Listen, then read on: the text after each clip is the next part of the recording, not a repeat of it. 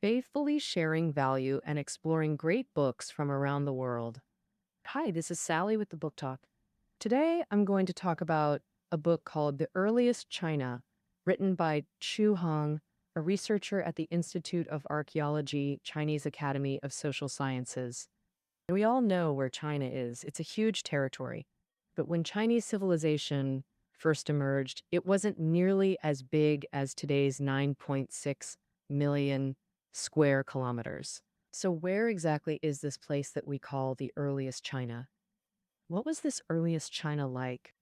And how did people live there? That's what this book sets out to answer. First off, let's tackle the first question.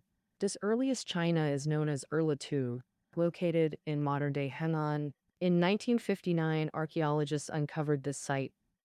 After 50 years of digging, it's clear this site dates from around 1800 to 1500 BC, aligning with the Shah and Shang dynasties in historical records.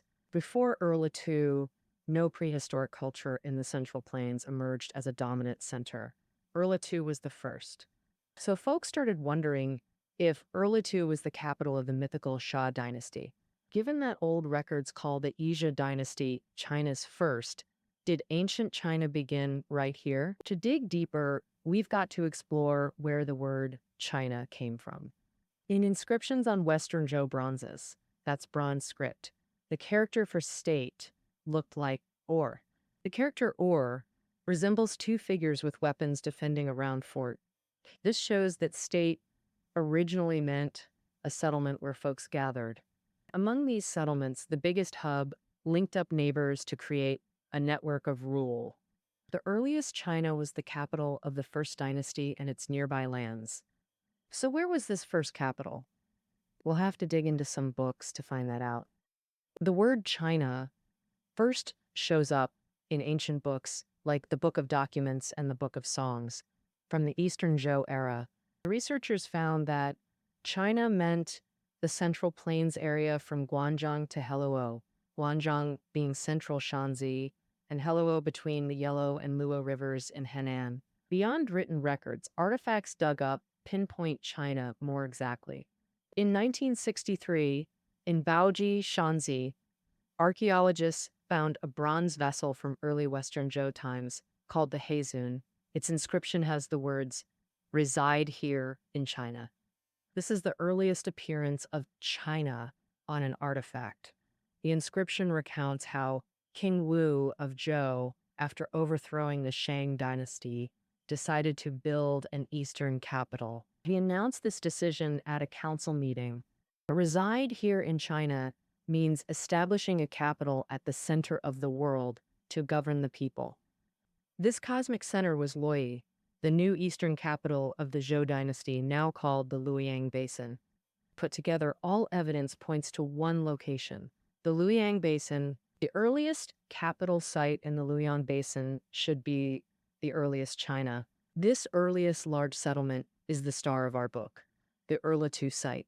So what exactly was Erlitou? Located in Yangshao, Henan, in the eastern Luoyang Basin, its richest cultural layer is named Early Tao culture. The era of its emergence is called the Erlitou period. Dating from 1800 to 1500 BC, archaeologists discovered here China's earliest urban road network, engineering projects, palatial complex on Central Axis, bronze ritual vessels, bronze weapons, bronze foundry, turquoise workshop, and earliest evidence of wheeled vehicles. These findings demonstrate Erlitou culture's epoch-making significance. Before Erlitou, East Asia had no dominant culture with cross-regional influence. Only small social organizations existed, too small to qualify as states. Civilizational development lagged far behind other regions. Compare Mesopotamia and Egyptian civilizations developed states by 3500 BC, Indus Valley by 2700 BC, both much earlier than East Asia.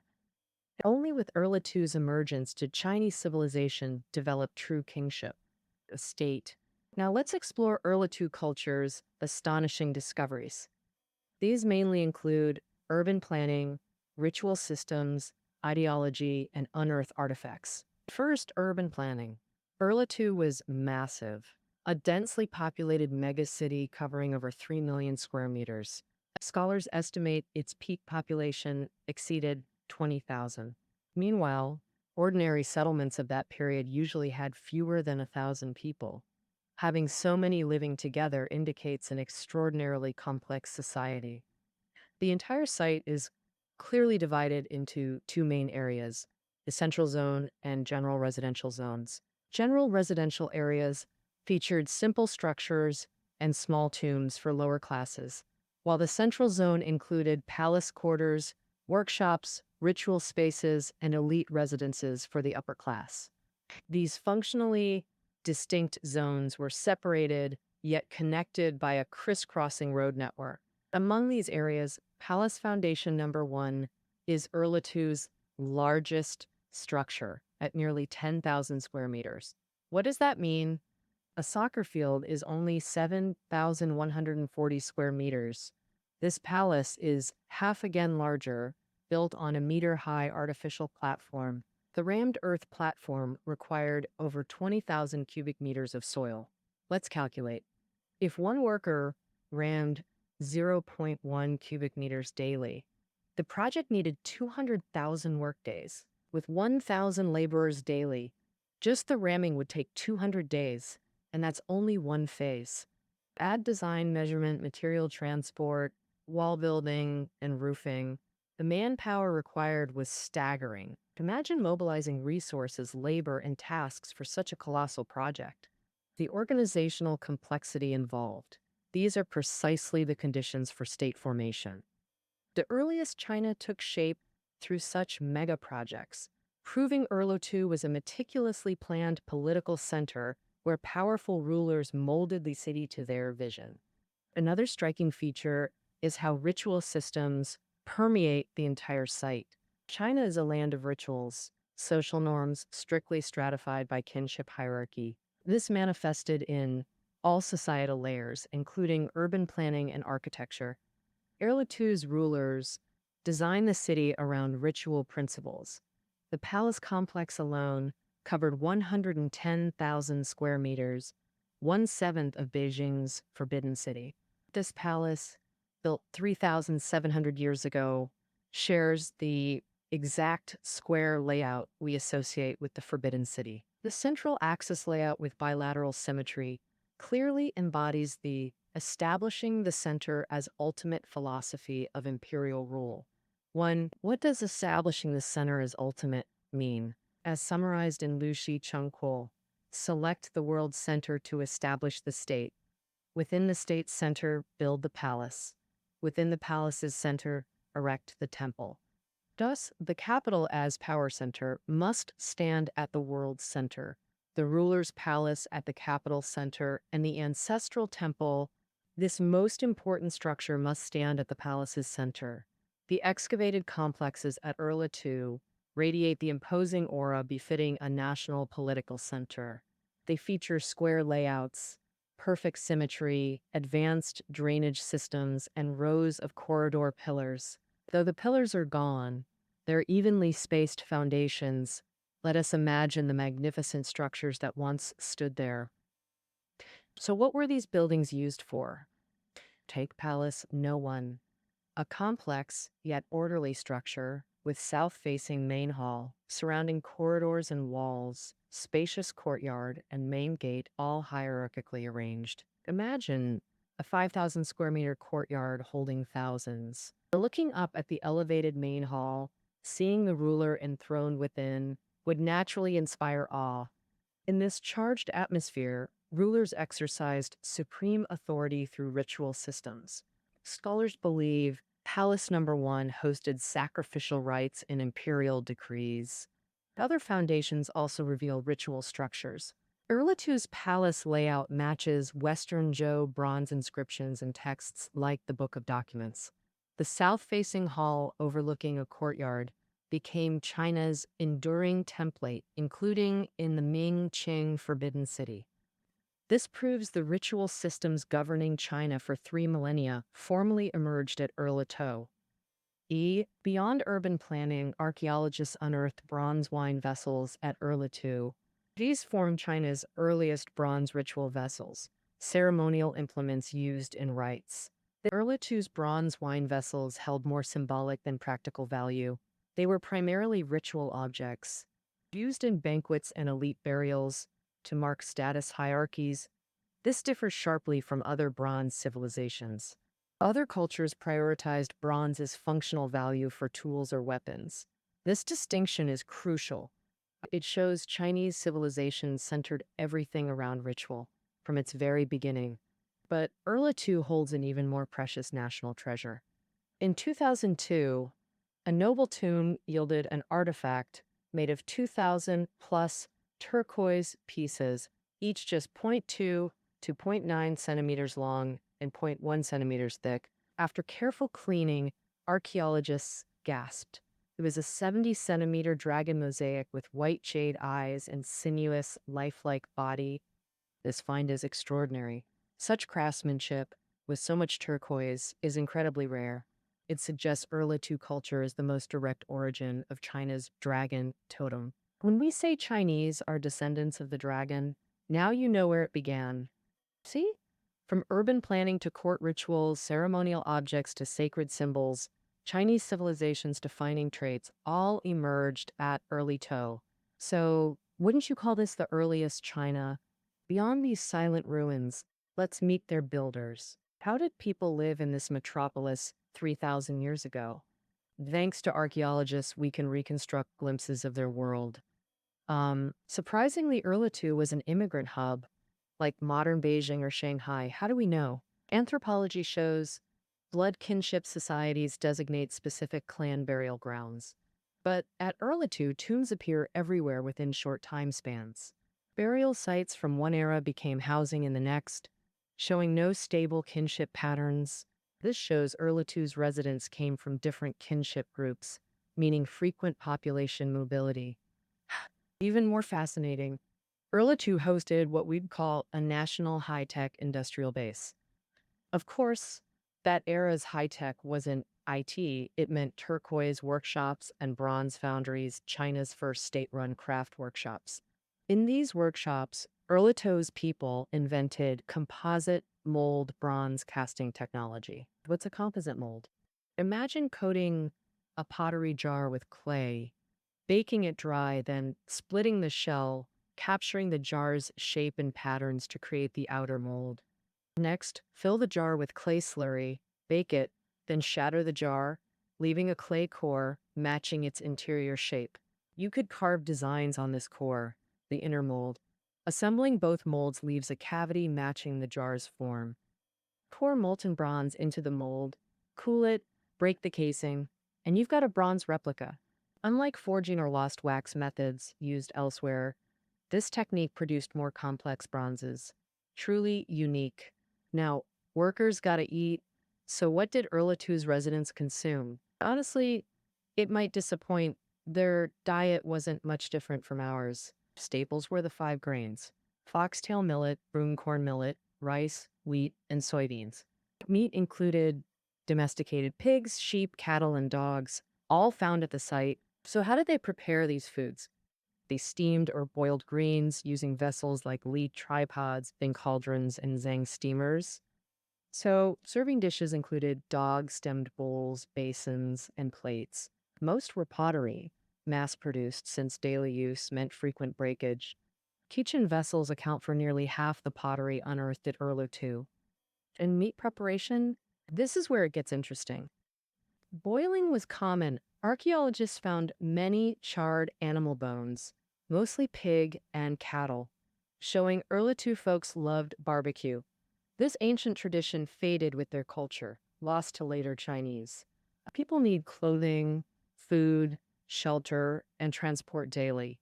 Clothing materials were too fragile. Archaeologists found few traces of clothing, but we've covered food. So how did Erlitou's residents handle shelter and transportation? As mentioned, Erlitou was divided into central and general zones, strictly segregated by social class. Nobles lived in prime areas, large raised buildings with rammed earth foundations, spacious multi-room structures. The poor endured far worse conditions. Archaeologists found semi-subterranean dwellings, simple pits with makeshift roofs. Imagine dark, damp hovels. Only the destitute lived there. Now, transportation? Two-wheel ruts in the palace district suggest vehicles, luxuries only nobles could afford, and not horse-drawn. Since China's earliest chariots appeared centuries later, at Shang-era Yangshao, these ruts likely came from hand-pulled carts, drawn by those pick dwellers. Inequality in life and death. Over 400 excavated tombs show four clear tiers. The highest, just over a dozen, contain bronze and jade ritual vessels. These elite tombs covered approximately 2 square meters. The next tier had ceramic ritual vessels covered approximately 1 square meter and were less common. The third tier had no ritual goods, covered less than 0.8 square meters, and comprised over half the tombs. The lowest tier was horrific. Abnormal burials with dismembered or bound skeletons, carelessly discarded. This exposes the pyramid society's cruelest face. As a civilization more advanced than neighbors, did Urlitu exert cultural influence? Absolutely. Archaeologists have found clear evidence. North beyond the Great Wall, Urlitu-style pottery appeared at an Inner Mongolian site, and they had complete sets of wine vessels, likely copying Urlitu's entire drinking ritual system. Southward, Urlitu's influence swept the Yangtze Basin. In Sichuan Sansingdui, jades and bronzes show clear Urlitu styles, even reaching distant Lingnan region. This confirms Urlitu was the trend-setting cultural hub with massive influence. Now, a question might linger in your mind. Urlitu had pyramid structures, bronze rituals, advanced urban planning and technology, with far-reaching impact, all coinciding with historical records of the Shah dynasty. So was this the Xie capital? Well, it's complicated. First, let's discuss Urlitu's discovery. Finding Urlitu was driven by the quest to prove Shah's existence. Before archaeology came to China, dynasties and capitals were verified solely through texts. But Shia records are too ancient. Even Sima Qian doubted pre-Western Zhou accounts, and what remains has passed through 2,000 plus years. With texts unreliable, archaeology became the only path to uncover ancient China, digging history literally from the ground. Urlitu's discovery sprang from this approach. Before pursuing Shah, scholars first resolved the Shang dynasty puzzle. Early 20th century, oracle bones deciphered. 1930s, Yangshao discovered. Shang verified against records of the historian, inspiring confidence that its Chao records must also be true. But where to dig? In the 1950s, historian Xu Shang, steeped in ancient texts, compiled all records of Xia capitals. After deep analysis, he pinpointed two likely regions, one being the Luoyang Basin. In 1959, over 70-year-old Xu Shang led a team to search for Shah dynasty relics. Guided by his theory, they focused on Dunfeng, Yuzhou, Bangyi, and Yanxi in Henan, proving correct targeting yields efficiency. That's how Urlia was discovered. If it were the long-sought Xia capital, it would prove Xia's existence, turning ancient legends into history. Chinese civilization's verifiable history would be pushed further back. So for half a century, archaeologists conducted 60-plus excavations there, making major discoveries. Yet regrettably, Urlitu's connection to Axia remains unresolved today. Even Xu Sheng believed Urlitu was Shang era. The Isha attribution theory gained traction later. The debate's crux. Urlitu lacks written records like Yangshu's oracle bones. Historian Wang Gawei matched Yangshu's oracle inscriptions to historical texts, confirming Shang. Without definitive writing at Urlitu, Wang's method hits a dead end. Unless Urlitu yields self-descriptive texts like oracle bones, its dynasty affiliation remains unverifiable. Yet whether Shah or Shang, this doesn't diminish Urlitu's pivotal role in Chinese civilization. Based on current evidence, it's authentically the earliest China. That concludes our book summary. Find notes below the audio. See you tomorrow.